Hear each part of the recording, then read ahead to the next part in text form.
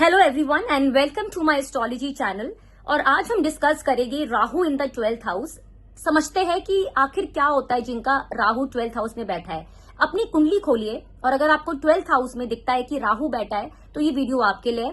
पर जिनका नहीं भी है ना, इस शुरू का जो पार्ट है 1 से 2 मिनट का, ये सबके लिए है। देखिए, सबसे पहले तो किसी भी प्लैनेट को समझने के लिए उसको एक इंसान की तरह समझिए, तो उसको अंडरस्टैंड करना आपके लिए इजी हो जाएगा। ऐसे ही मैंने भी एस्ट्रोलॉजी समझी है, इसी वजह से मैं इंटरप्रेट कर पाती हूँ चीजों को। जब किसी का चार्ट देखती हूँ, प्लैनेट्स को मैंने एक प्लैनेट को मैंने एक इंसान की तरह समझा है। ठीक है, तो राहु और केतु सबसे पहले तो शैडो प्लैनेट्स है, क्योंकि ये दिखते नहीं है आपको जोडियक में। साइंटिफिकली प्रूफ ये नहीं दिखते हैं, राइट। तो इनको हम शैडो प्लैनेट्स बोलते हैं, जो मून का नॉर्थ एंड साउथ नोड होते हैं। राहु एक ऐसा प्लैनेट है, and let me tell you, ये आप मुझे खुद कमेंट करके बताइए, स्पेशली अगर आपकी राहु की अंतरदशा चल रही है या महादशा की, सबसे ज्यादा कंफ्यूजन क्रिएट करने वाला प्लैनेट है। कंफ्यूजन के साथ साथ ये इल्यूजन भी क्रिएट करता है। राहु का ना नीचे का पार्ट नहीं है, सिर्फ ऊपर का पार्ट है, राइट। इसकी नीचे की बॉडी नहीं है, सिर्फ हेड है। सिमिलरली जब केतु होता है तो केतु का ऊपर का हिस्सा नहीं है, नीचे का हिस्सा है। तो राहु बहुत कंफ्यूजन क्रिएट करता है, बहुत ज्यादा। कंफ्यूजन किस तरह से क्रिएट करेगा? अब आपके चार्ट में राहु बैठा खाए, उसकी वजह से उन एरियाज में आपको कंफ्यूजन आएगा। कंफ्यूजन क्रिएट करता है, इल्यूजन क्रिएट करता है। आप समझ नहीं पाते कि ये चीजें जो आपके साथ हो रही है, गलत चीजें भी आपको ठीक लगती है उस टाइम पर, स्पेशली ड्यूरिंग राहु महादशा अंतरदशा। आपको दुनिया समझाएगी, आपकी पेरेंट्स समझाएगी कि आप गलत कर रहे हो। फॉर एग्जाम्पल, किसी का राहु 5th हाउस में है, आप किसी रिलेशनशिप में हो, आपको पता है कि सामने वाला आपके साथ गलत कर रहा है, लेकिन आप समझ नहीं पाते उस पॉइंट के अंदर आकर।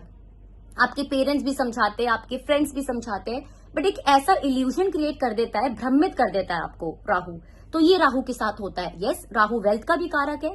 राहु जहां भी आपकी कुंडली में बैठेगा, उन चीजों को एक्सपैंड करता है, उन चीजों से अटैच करता है, बट उन्हीं चीजों से आप डिससेटिस्फाइड भी रहते हैं। ये होता है राहु की, स्पेशली आपकी अगर, और ये आपको ना रिजल्ट्स ज्यादा तभी देखने को मिलते हैं अगर आपकी अंतरदशा चल रही हो राहु की, या महादशा चल रही हो, या प्रत्यंदशा चल रही हो, या राहु का एस्पेक्ट आ रहा हो आपके रनिंग प्लैनेट के ऊपर। वो आपके चार्ट को देख के हम समझ सकते हैं। अब now coming back to the question कि राहु 12th हाउस में क्या करता है। सबसे पहले तो one of the best position for the foreign land, because 12th house represents foreign, it represents meditation, spirituality. तो यस, जेल को भी रिप्रेजेंट करता है। तो गलत काम नहीं करने चाहिए राहु की महादशा में, क्योंकि लोग वरना आपका सारा पैसा, टाइम इन्हीं चीजों में लगेगा, लिटिगेशंस में या डिस्प्यूट्स में फंसे रहोगे आप। तो तब भी, क्योंकि क्या होता है ना, जब राहु की दशा आती है तो लोग शॉर्टकट अपनाना शुरू करते हैं कि जल्दी से पैसे कमा ले। तो वहीं से आपको बचना बहुत जरूरी है, और ये सबके लिए है। अब Rahu in the 12th house, सबसे पहले तो फॉरेन के लिए बेस्ट पोजीशन है। अगर आपको फॉरेन जाना है, एंड 90% ऑफ द चार्ट्स मैंने देखा है, अगर राहु का कनेक्शन 12th हाउस से बनता है तो ऐसे लोग आपको बाहर मिलते हैं। और ये एडवाइस है, अगर आपका राहु का कनेक्शन 12th हाउस से, या राहु 12th हाउस में बैठा है, तो आपको बाहर चला जाना चाहिए। आपका ग्रोथ का जो फैक्टर है वहीं जाके मल्टीप्लाई होगा।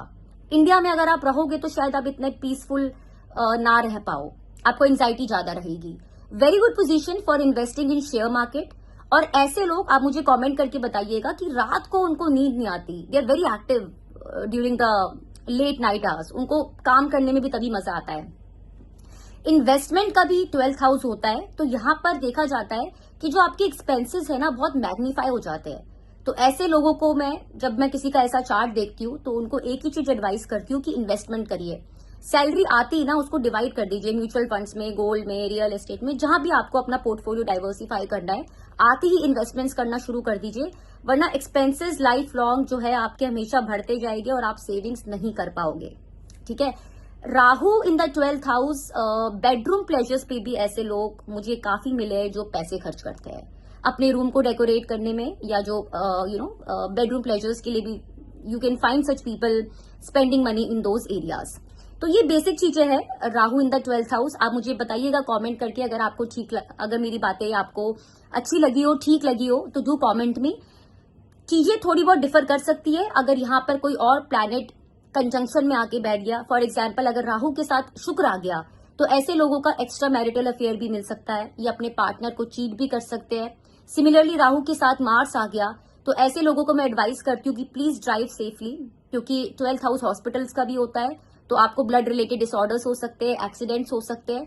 तो यस, इंटरप्रिटेशंस वेरी डिपेंडिंग इसके साथ कौन सा प्लैनेट कंजंक्शन में है या एस्पेक्ट बना रहा है, उसके बाद ही आपके चार्ट का पूरी तरह से हम इंटरप्रिटेशन और एनालिसिस कर सकते हैं। अगर आपको मुझसे अपनी कुंडली चेक करवानी है तो आप हमारे नंबर पर जो हमारे YouTube के डिस्क्रिप्शन पे है वहां पे हमें कॉल करके आप कांटेक्ट कर सकते हैं and I would love to give you my analysis. Video अच्छा लगा हो तो प्लीज चैनल को लाइक करिए और सब्सक्राइब करिए और मैं जल्दी ही ऑनलाइन आना शुरू करूंगी। Thank you.